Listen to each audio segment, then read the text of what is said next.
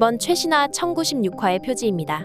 오랜만에 조로가 보이고 아래의 동물은 조로와 똑같이 눈 상처가 있고 검을 가지고 있습니다. 조로를 표현하는 동물 같네요.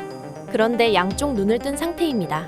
저는 이것을 보고 조로의 모습에서 왼쪽 눈을 뜨는 것이 아니라 조로의 각성 모습과 연관이 있다고 생각했습니다. 조로가 사신으로 각성한다는 떡밥을 확인했고 작중 행적을 보며 왜 조로가 사신으로 각성하는지 보겠습니다. 조로 앞에 나타났던 의문의 사신. 조로 앞에 나타난 사신이 화도일문자나 엠마를 흑도화하는 과정이라 생각도 해봤으나 검의 영혼을 보는 것은 타만화에 많이 나오는 설정이고 추후 3개의 검 각각의 사신이나 영혼을 마주쳐야 된다는 게 이상합니다. 중요한 것은 조로 앞에 사신이 나타나기 이전에 왜 이런 환각을 보게 된 건지 나옵니다.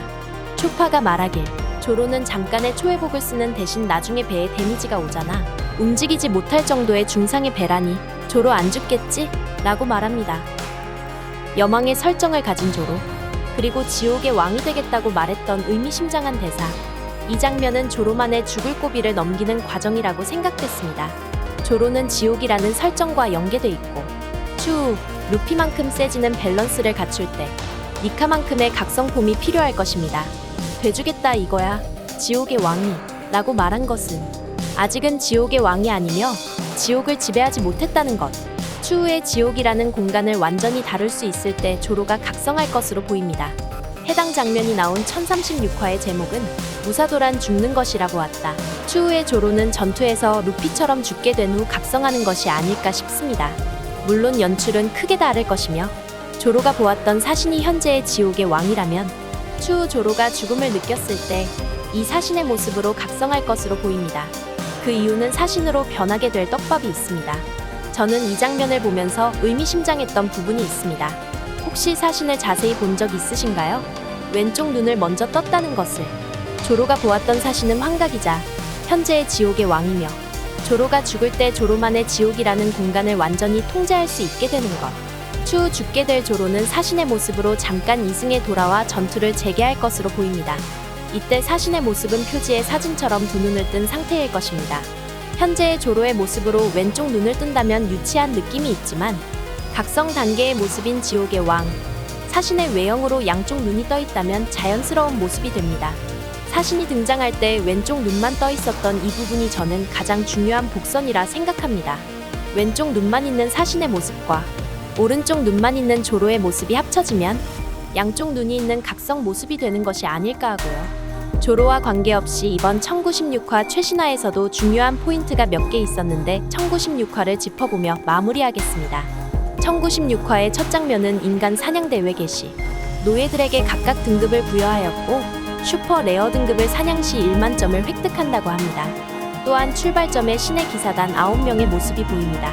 신의 기사단 4명의 자세한 얼굴이 보이고 대사를 볼 때 승리의 목적이 트로피와 명예로 보입니다. 노예들은 용서받을 수 있을 리 없어. 이런 일은 꿈이라면 깨게 해줘. 인간이 인간을 장난감으로 삼는 일 따위 라고 말합니다. 1시간 후가 사냥 시작이지만 룰을 어기고 먼저 노예들을 쏴버리는 천룡인들. 한편 현 시점에 세계 정부의 정군 총수였던 콩이 나오고 휴가를 떠난 가프에게 전화를 걸어 상황을 전달합니다. 해적들이 온다는 말에 해적섬의 보물을 되찾으러 오는 건 당연하다 말합니다. 하지만 로저가 움직인다는 말에 지금 가겠다고 말합니다. 갑벨리는 해군 군함으로 완전 포위. 노예들이 바다로 빠져나가는 것은 불가능. 이 섬엔 원주민과 노예가 총 10만 명.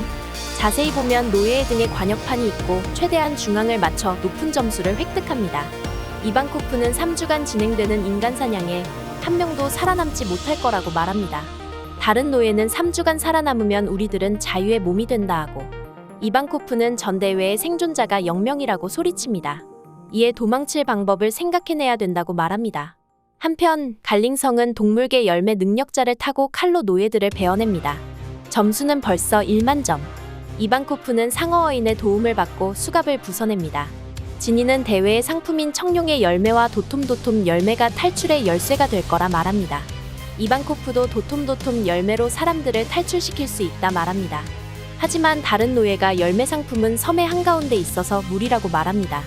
지니는 도청 통신의 전문가, 이미 2주 전에 이 섬의 정보를 외부에 방송했고 유명한 해적들이 열매 상품을 노리고 쳐들어오게 할 명분을 만들어냈습니다.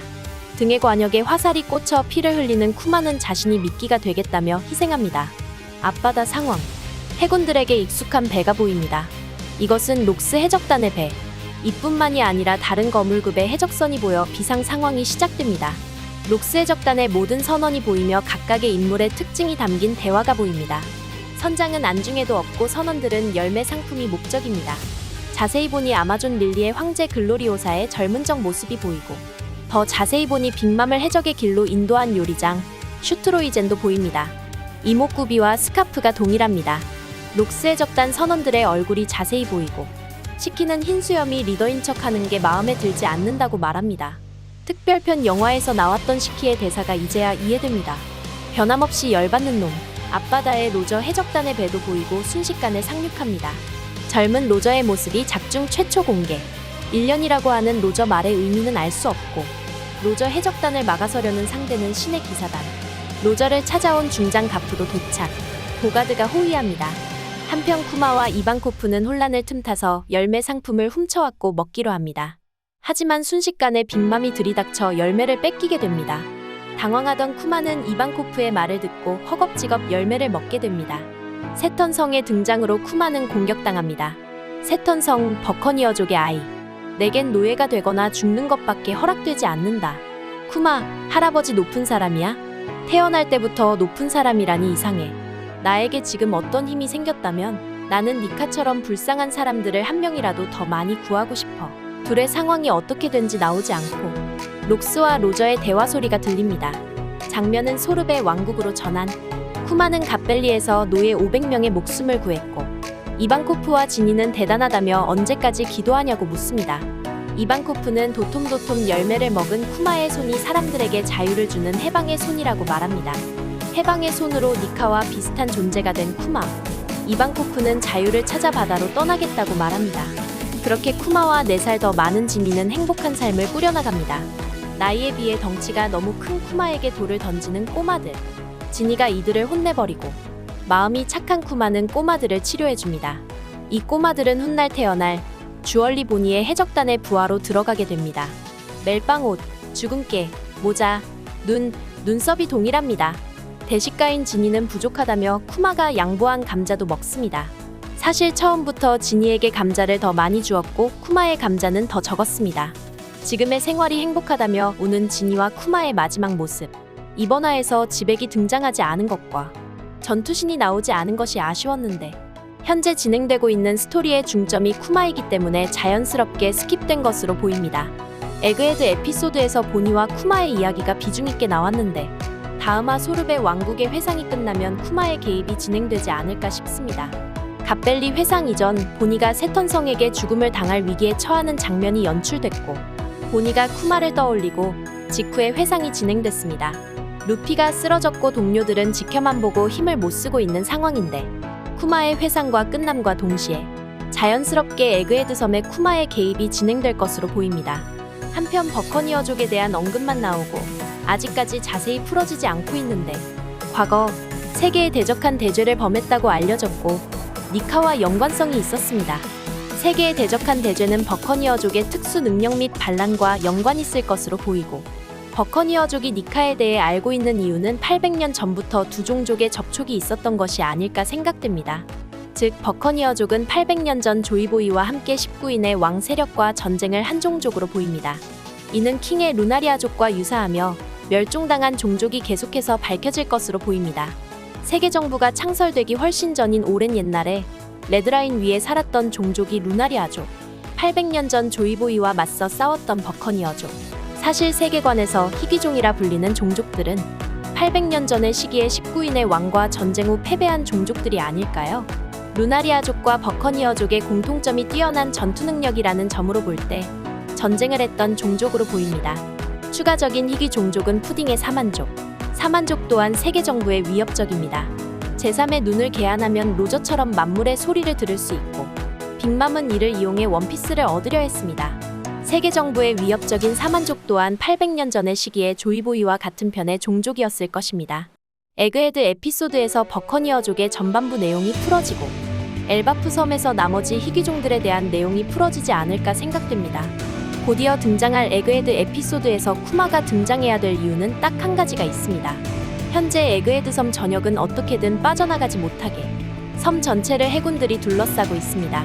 하지만 쿠마의 이동 기술이 있다면 가장 안전하게 빠져나갈 방법이 됩니다. 이 장면은 2년 전 샤봉디 제도의 장면과 동일하며 쿠마가 루피 일행, 베가펑크 보니를 엘바프로 보내줄 것이라 생각됩니다. 철의 거인으로 빠져나갈 방법도 있지만 이 거대한 로봇을 타고 간다면 해군들에게 엘바프로 가는 동선이 들키고 맙니다. 이로 인해 에그헤드 섬의 쿠마의 등장이 보니와 루피 일행에게 유일한 탈출 열쇠가 될 것으로 보입니다. 현실 시간으로 14년 전 작가님이 처음부터 하고 싶었던 것은 단 한 가지. 여러 이야기가 이어져 최종장이 가장 재밌어지는 만화가 원피스라고 말씀하였습니다.